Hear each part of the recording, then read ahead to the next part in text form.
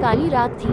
आसमान में बादल इस तरह गरज रहे थे जैसे कोई अनदेखी ताकत धरती को चेतावनी दे रही है। बिजली की चमक के साथ पूरे गांव रामपुर का पुराना कब्रिस्तान कुछ पल के लिए साफ दिखाई देता और फिर गहरे अंधेरे में डूब जाता। गांव के लोग उस कब्रिस्तान का नाम सुनते ही कांप जाते थे।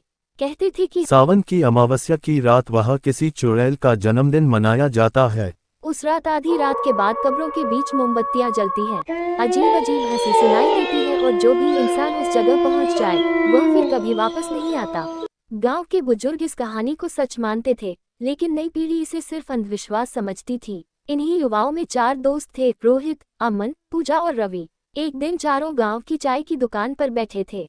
रोहित हंसते हुए बोला, ये चुड़ैल के जन्मदिन वाली कहानी सिर्फ लोगों को डराने के लिए बनाई गई है। रवि बोला, अगर इतनी ही सच्ची है तो चलो इस बार अमावस्या की रात कब्रिस्तान चलते हैं। पूजा डर गई, मुझे ये सब अच्छा नहीं लग रहा। लेकिन अमन बोला, अगर हम वीडियो बना लेंगे तो पूरा इंटरनेट हिल जाएगा। आखिर तय हुआ कि रात ठीक 12 बजे चारों कब्रिस्तान जाएंगे। अमावस्या की रात आ गई। 12 बजने में 10 मिनट बाकी थे। चारों टॉर्च, कैमरा और मोबाइल लेकर कब्रिस्तान की ओर चल पड़े। जैसे जैसे वे आगे बढ़ रहे थे, हवा ठंडी होती जा रही थी। पेड़ों की डालियां अपने आप हिल रही थीं। दूर कहीं उल्लू की आवाज गूंज रही थी। पूजा ने धीरे से कहा, मुझे वापस चलना है, लेकिन रोहित ने उसका हाथ पकड़ लिया। बस 5 मिनट रुक जाओ। वे कब्रिस्तान के बीचों बीच पहुंचे। अचानक सारी टॉर्च एक साथ बंद हो गईं। मोबाइल की स्क्रीन भी काली पड़ गई। हवा बिल्कुल शांत हो गई। फिर एक मीठी लेकिन डरावनी आवाज सुनाई दी, जन्मदिन में आपका स्वागत है। चारों के शरीर में सिहरन दौड़ गई। अचानक सामने की सबसे पुरानी कब्र से हरी रोशनी निकलने लगी। धीरे धीरे मिट्टी फटने लगी। उसमें से एक औरत बाहर निकली। उसकी आंखें पीली थीं, चेहरा हरा पड़ चुका था। उसने लाल रंग की फटी हुई साड़ी पहन रखी थी। उसके हाथ में एक बड़ा केक था, लेकिन वह केक क्रीम का नहीं, काले रंग की किसी अजीब चीज से बना था।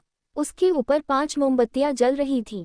चुड़ैल मुस्कुराए, मेरा जन्मदिन है और मुझे 4 मेहमान मिल गए।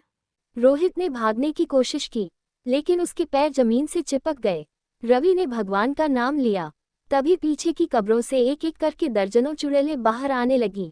सबने पार्टी वाली रंग बिरंगी टोपियां पहन रखी थीं।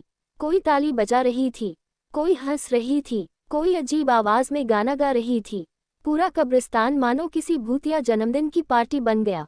बीच वाली चुड़ैल बोली, हर साल मेरे जन्मदिन पर इंसानों का स्वागत किया जाता है, लेकिन मेहमान खाली हाथ नहीं जाते।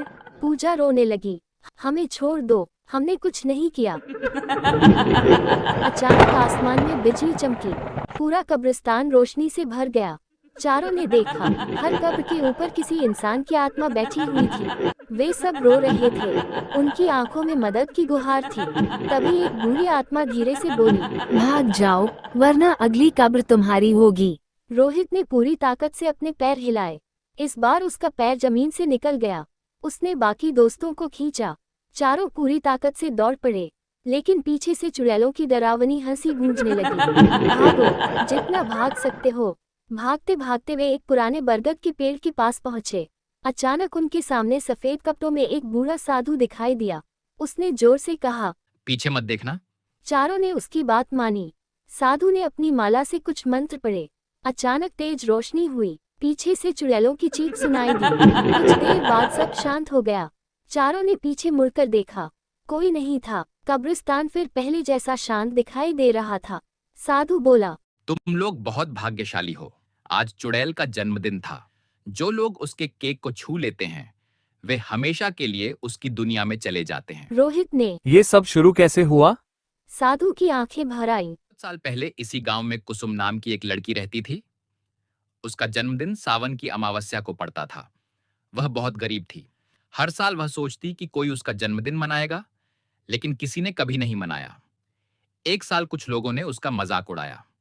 उसे धक्का देकर इसी कब्रिस्तान के पास छोड़ दिया। वह पूरी रात रोती रही। उसी रात उसकी मौत हो गई। लोगों ने बिना सम्मान के उसे यहीं दफना दिया। कहते हैं कि उसकी अधूरी इच्छा और दर्द ने उसे चुड़ैल बना दिया। अब हर साल वह अपना जन्मदिन मनाती है, लेकिन इंसानों के साथ। चारों दोस्तों की रूह कांप गई।